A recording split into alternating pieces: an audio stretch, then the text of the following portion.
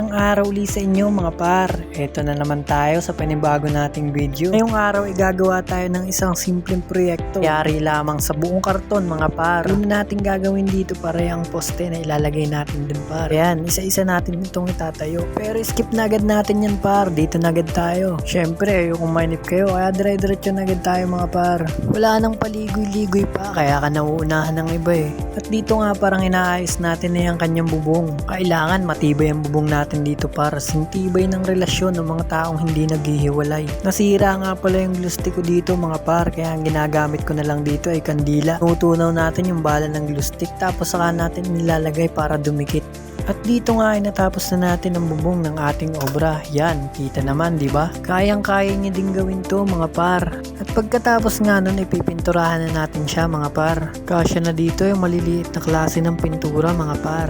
Syempre, gumawa rin tayo ng panlagay sa loob niyan par. At ito, pinipinturahan na nga natin siya ngayon. Ito na nga palang itsura niya pagkatapos natin siyang kulayan mga par. At eto naman yung palagay niya sa loob, natapos na din pinturahan natin mga par. Katapos nga nating pinturahan yan par, ilalagay na natin yan sa loob. At ididikit na rin natin siya par para matibay.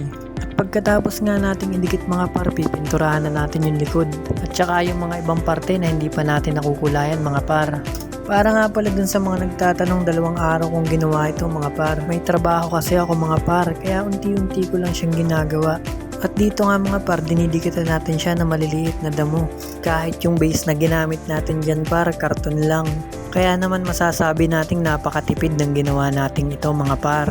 Matipid siya pero matibay at maganda ring tingnan. Kayang-kaya nyo rin to mga par. At dito nga mga par, ay natapos na yung paglalagay natin ng damo.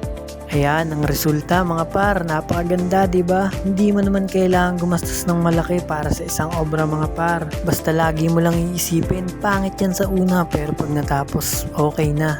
Hindi man gaano kagandahan, at least nakita mo ang resulta ng iyong pinaghirapan. At dito na nga uli natatapos ang ating video mga par. Nasayang ko na naman ba ang mga oras nyo? Okay lang yan, at least kahit paano meron kayong kaunting natutunan. Hindi man ako kagalingan, hindi man ako kagwapuhan. Ang mahalaga, hindi tayo sumusuko sa mga bagay na ating nagugustuhan. Hanggang dito na lang, paalam.